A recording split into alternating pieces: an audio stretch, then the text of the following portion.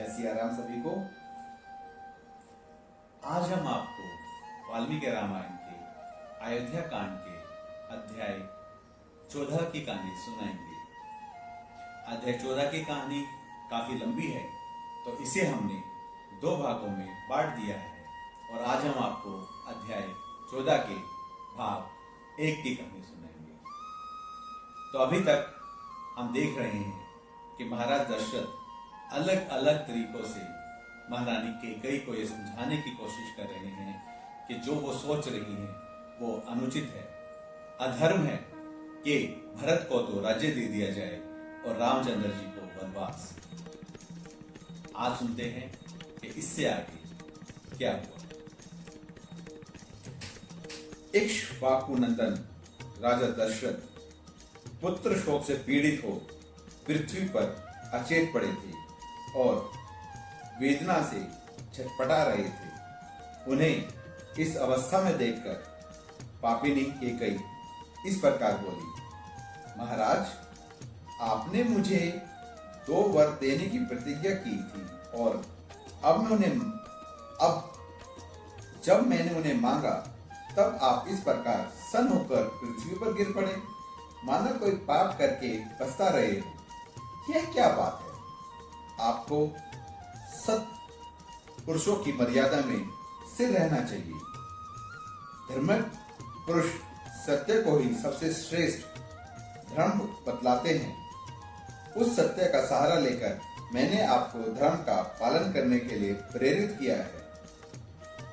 पृथ्वीपति राजा सभ्य ने बाज पक्षी को अपना शरीर देने की प्रतिज्ञा करके उसे दे ही दिया और देकर उत्तम गति प्राप्त कर ली। इसी प्रकार तेजस्वी राजा अलर्क ने वेदों के प्रांगत विद्वान ब्राह्मणों को उसके याचना करने पर मन में खेद न लाते हुए अपनी दोनों आंखें निकाल कर दे दी थी। सत्य को प्राप्त हुआ समुद्र सत्य का ही अनुसरण करने का कारण पूर्व आदि समय से अपनी छोटी सी सीमा तक भूमि का भी उल्लंघन नहीं करता। सत्य ही परम रूप शब्द भ्रम है। सत्य में ही धर्म प्रतिष्ठित है। सत्य ही अविनाशी वेद है। सत्य से ही परम भ्रम की प्राप्ति है। इसलिए यदि आपकी बुद्धि धर्म में स्थिर है तो सत्य के अनुसार कीजिए। सुध शिरोमणि, मेरा मांगा हुआ वर सफल होना चाहिए, क्योंकि आप स्वयं ही उस वर के दाता हैं। धर्म के ही अभिष्ट फल की सिद्धि के लिए तथा मेरी प्रेरणा से भी आप अपने पुत्र श्री राम को घर से निकाल दीजिए। मैं अपने इस कथन को 3 बार दोहराती हूँ। आर्य, यदि मुझसे की हुई इस प्रतिज्ञा का आप पालन नहीं करेंगे तो मैं आपसे उपेक्षित होकर आपके सामने ही अपने प्राणों का परित्याग कर दूंगी। इस प्रकार कैकेयी ने जब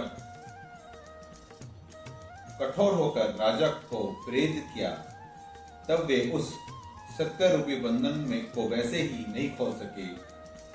उस बंधन से अपने को उसी तरह नहीं मुक्त करा सके जैसे राजा बलि इंद्र प्रेरित वामन के पाश में अपने को मुक्त कराने से असमर्थ हो गए थे। 2 पहियों के बीच में फंसकर वहां से निकलने की चेष्टा करने वाली गाड़ी के बैलों के भांति उनका हृदय उद्भ्रांत हो उठा और उनके मुख की कांति भी फीकी पड़ गई। अपने विकल नेत्रों से कुछ भी देखने में असमर्थ हो गोपाल दशरथ ने बड़ी कठिनाई से धैर्य धारण करके अपने हृदय को संभाला और कैकेयी से इस प्रकार कहा, पापिनी, मैंने अग्नि के समीप इत्यादि वैदिक मंत्रों का पाठ करके तेरे जिस हाथ को पकड़ा था उसे आज छोड़ रहा हूं, साथ ही तेरे और अपने द्वारा उत्पन्न हुए तेरे पुत्र का भी त्याग करता हूं। देवी, रात बीत गई, सूर्य और उदय होते ही सब लोग निश्चय ही श्री राम का राज्याभिषेक करने के लिए मुझे शीघ्रता करने को कहेंगे। उस समय जो सामान श्री राम के अभिषेक के लिए जुटाया गया है उसके द्वारा मेरे मरने के बाद श्री राम के हाथ से मुझे जलांजलि दिलवा देना, परंतु अपने पुत्र सहित तू मेरे लिए जलांजलि ना देना। पापचारिणी, यदि तू श्री राम के अभिषेक में विघ्न डालेगी, मैं पहले श्री राम के राज्याभिषेक के समाचार से जो जन समुदाय का हर्षोल्लास से परिपूर्ण उन्नत मुख देख चुका हूँ, वैसा देखने के पश्चात आज पुनः उसी जनता के हर्ष और आनंद से शून्य नीचे लटके हुए मुख को मैं नहीं देख सकूंगा। महात्मा राजा दशरथ के केकई से इस तरह की बातें करते करते ही चंद्रमा और नक्षत्र मालाओं से अलंकृत वह पुण्यमय रजनी बीत गई और प्रातः काल आ गई।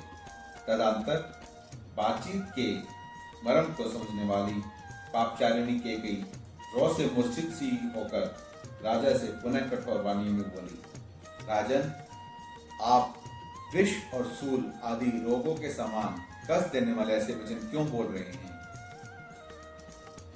आप बिना किसी क्लेश के अपने पुत्र श्री राम को यहाँ बुलवाइए।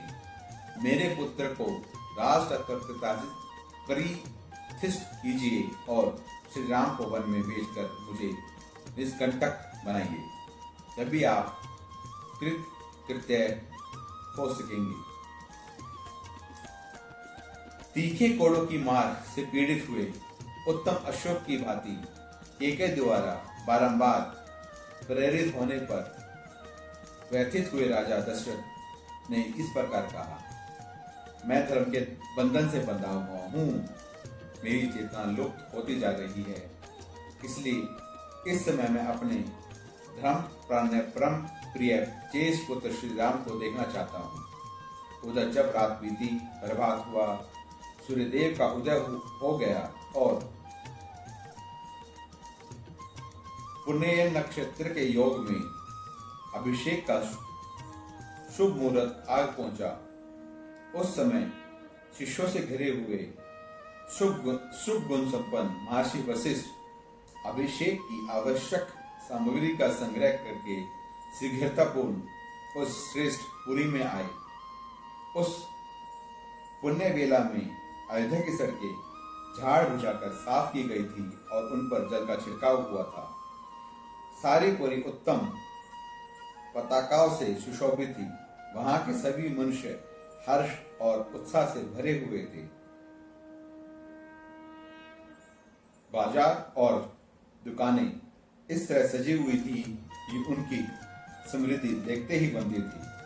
सब और महान उत्सव हो रहा था। सारी नगरी रामचंद्र के अभिषेक के लिए उत्सुक थी।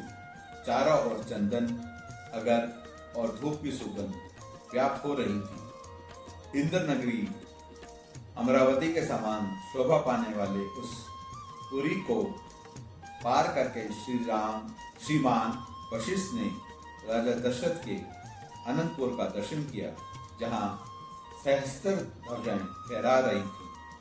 नगर और जनपद के लोग वहां भरे हुए थे। बहुत से ब्राह्मण उस स्थान की शोभा बढ़ाते थे। छड़ीदार राज सेवक तथा सजे सजाए सुंदर घोड़े वहां अधिक संख्या में उपस्थित थे। श्रेष्ठ महर्षि से घिरे हुए वशिष्ठ जी परम प्रसन्न हो उस अनंतपुर में पहुंचकर उस जन समुदाय को लांघकर आगे बढ़ने लगे। वहां उन्होंने महाराज के सुंदर सचिव एवं सारथी सुमंत्र को अनंतपुर के द्वार पर उपस्थित देखा, जो उसी समय भीतर से निकले थे।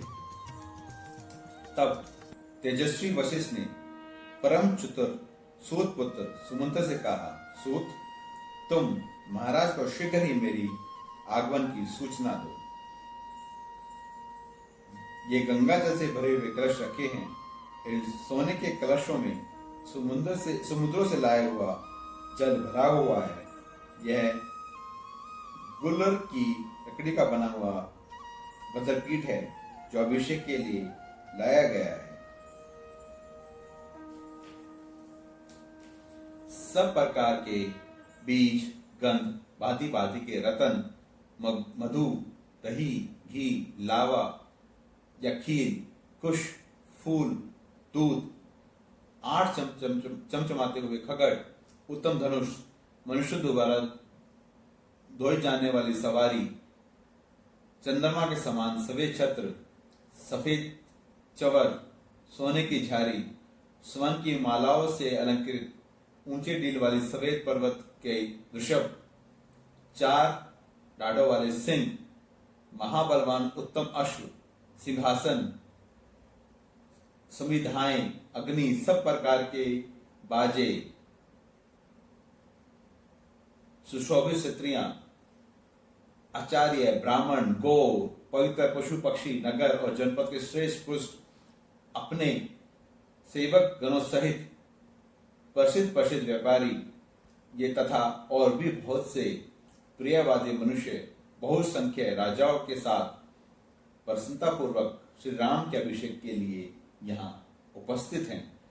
तुम महाराज से शीघ्रता करने के लिए कहो, जिससे अब सूर्योदय के पश्चात पुण्य नक्षत्र के योग में श्री राम राज्य प्राप्त कर ले।